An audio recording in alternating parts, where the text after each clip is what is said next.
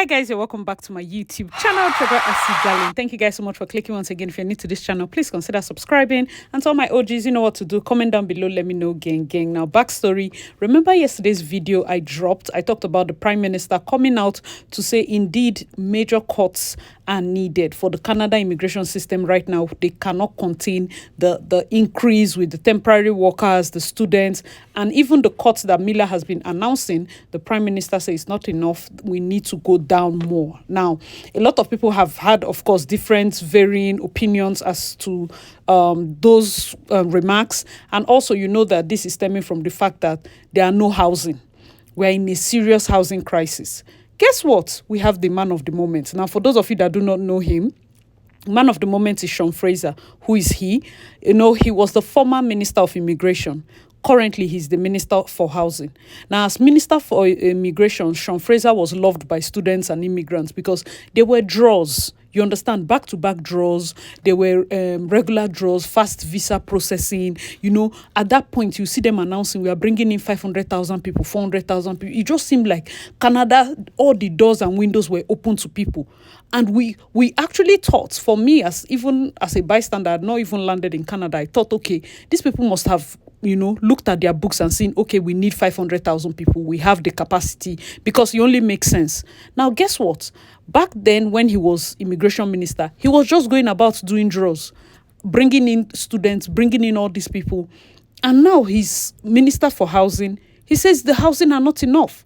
So it's almost like, bro, this problem we're in, you're part of the cause. Guys, let me know your thoughts in the comment section. The problem is that while he was there, he firsthand, he caused it.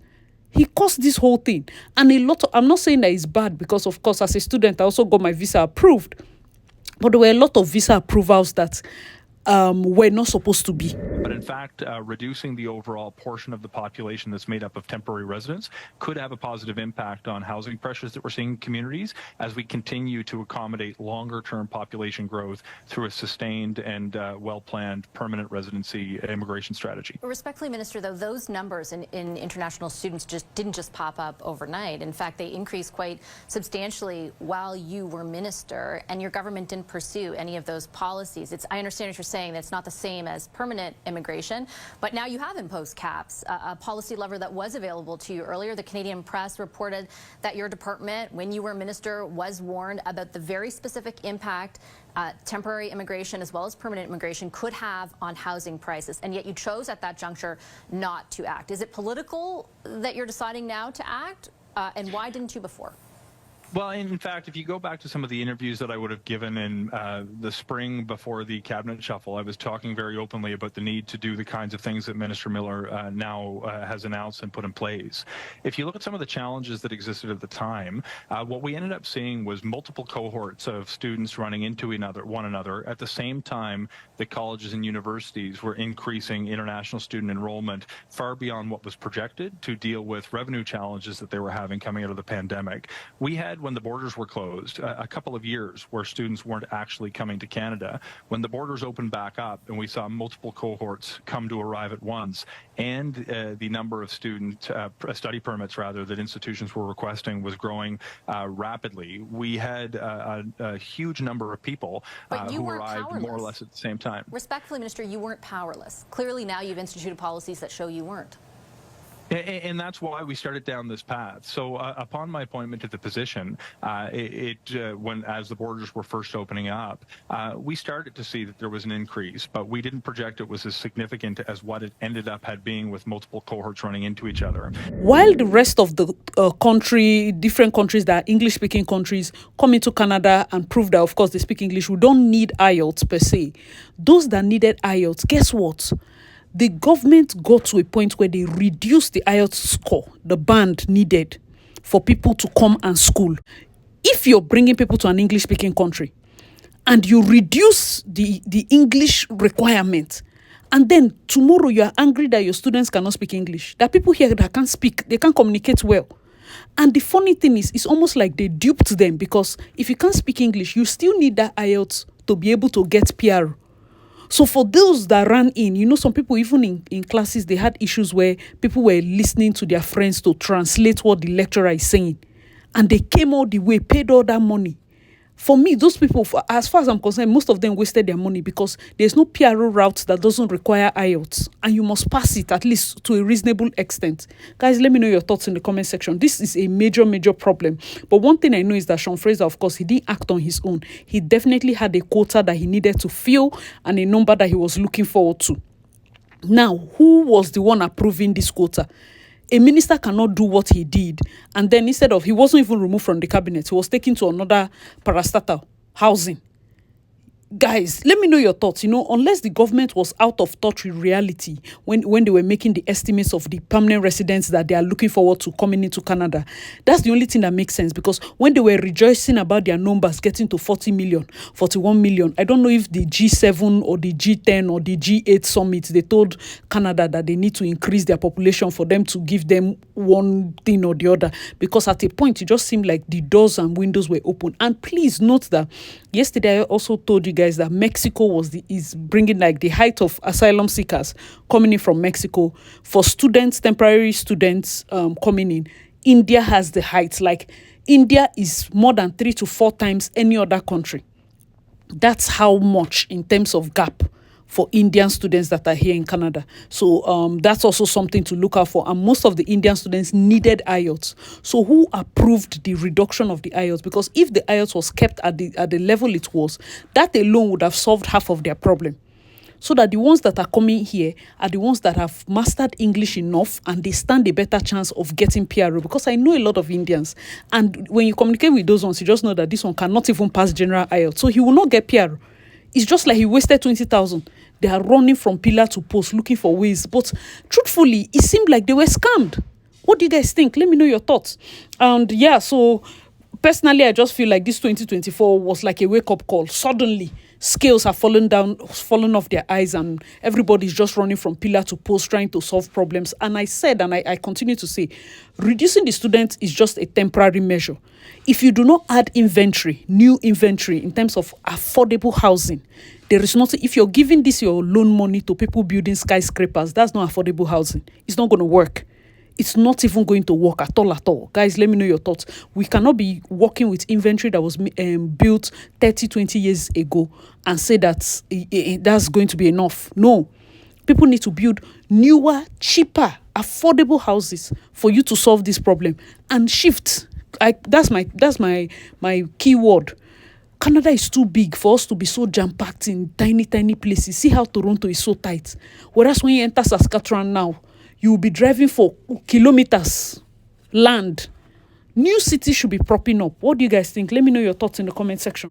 Like somebody rightly said, you have capacity for 20, you invite 100, and now you're blaming the guest.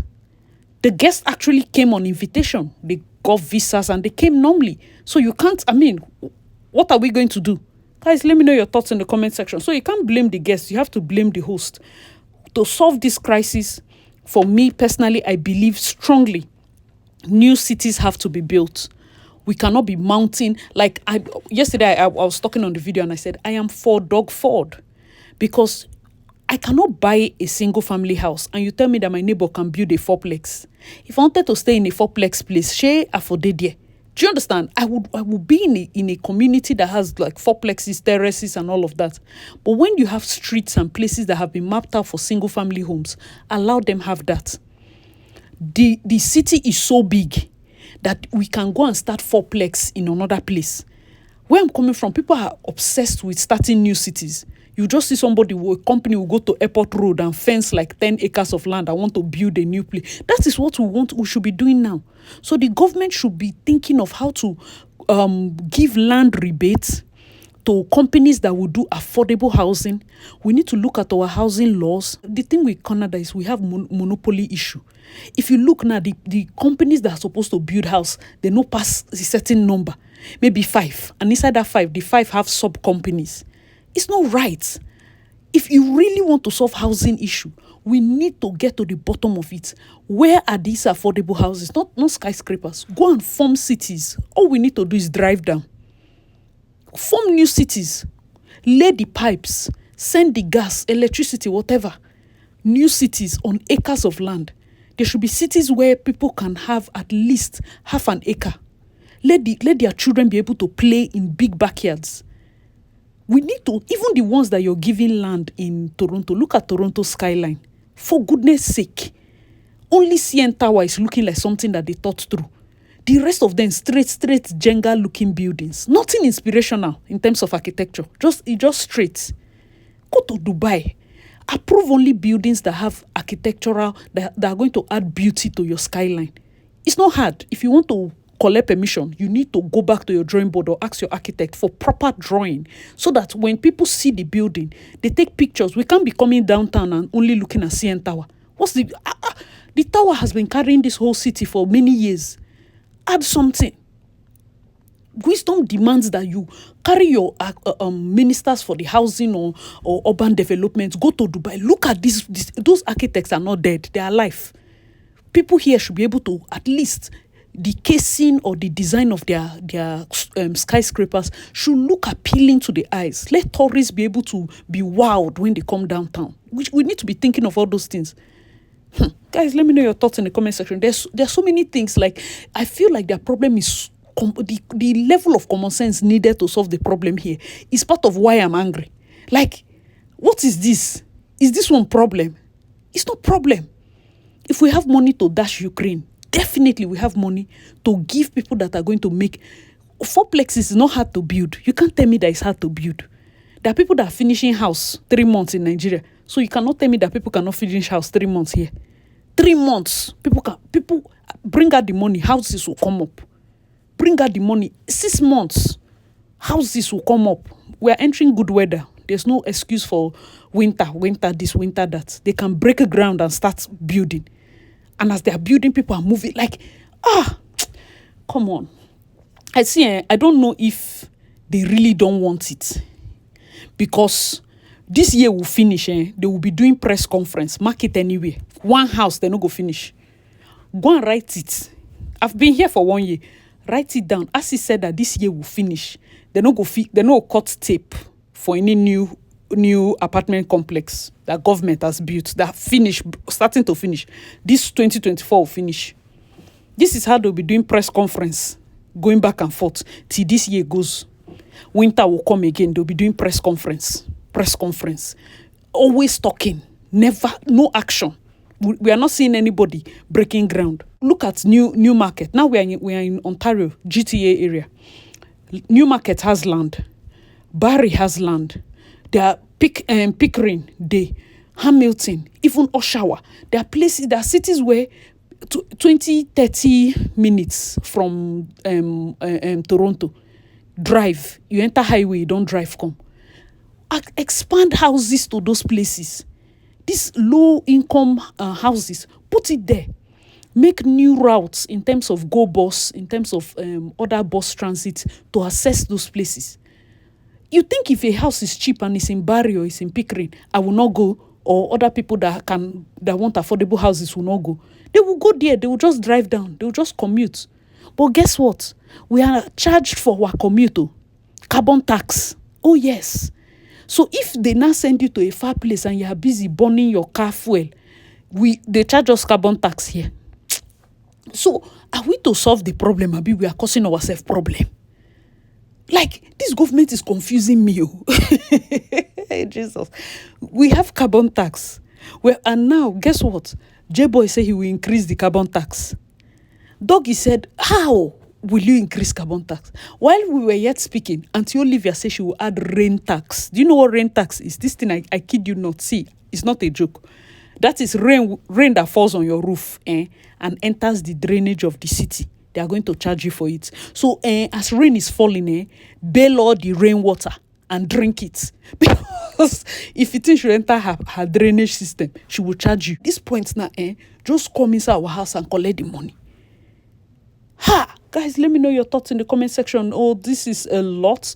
And in case I have not updated you guys, unemployment rates is at we got new statistics that unemployment has increased in Canada to about 6.5%. That's a lot. That will be a different video because they're still looking at different numbers and what can be done. It's for me, guys, just let me know your thoughts in the comment section. I know that most times all of this is snowballing from the effect that, like I said, the other videos I've been doing, they've been one protest or the other, protesting the high cost of living, protesting the lack of affordable housing, protesting different things. And while I understand with people, because I'm here, I feel like they are going about it the wrong way. If you don't need people, just cut it. You don't need a press conference to reduce people coming in. You don't need a press conference to reduce people coming in. Increase the IELTS that is required and reduce the cap. Now he even announced, Sean Fraser had, Mark Miller had announced yesterday, in case you missed the video, please check it out.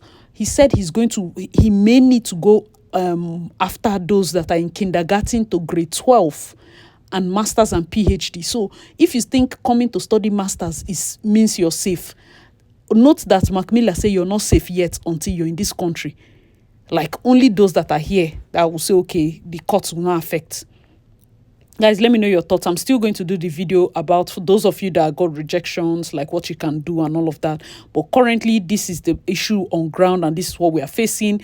For Sean Fraser, man, I don't understand you, because as much as there are people, a lot of people benefited from the fact that back then, he had like directs, For me, I feel like I liked it. I didn't know they were not prepared. I thought they had sense. Swear to God, because every 2 weeks there was draw. If the score is 410 today, you know that okay, next 2 weeks it might go to 408. It was specific. The spontaneity with which draws are coming out now is almost like gamble. At least Sean Fraser's time, people knew of a setting, like when the draw is coming, what to do. Like that was it. The only problem with his own policy was the fact that probably he was not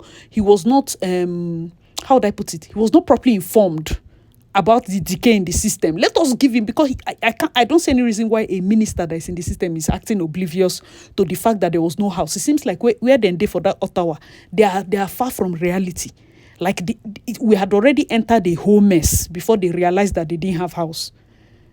Like, make it make sense. You would think that we are running a unified government where housing and immigration, they are talking. It seems like inside government, all the ministers are quarreling with each other. Because why you don't have each other's number. You don't have your email address. You cannot say, Sean Fraser, how far? And do you have house? I want to admit 10 students. Oh no, I don't have house. Tell them next year. Like, call each other. Stop the quarrel. Call each other. In fact, have meeting. Tell us who you need and who you don't need. Don't be stressing people and doing back and forth every day. Like, this week has just been chaotic. All right, guys, let me know your thoughts in the comment section below. But basically, that is it. That's the update when it comes to the Sean Fraser matter, because right now he's the man of the moment. From the former minister for immigration, right now he's minister for housing. Mark Miller is working with the Prime Minister Justin Trudeau to make sure that all this is put under control. All right, guys, hope you enjoyed this video. I remember your girl Asi Darling. Please check out my other videos, and I'll see you in my next one. Bye, guys.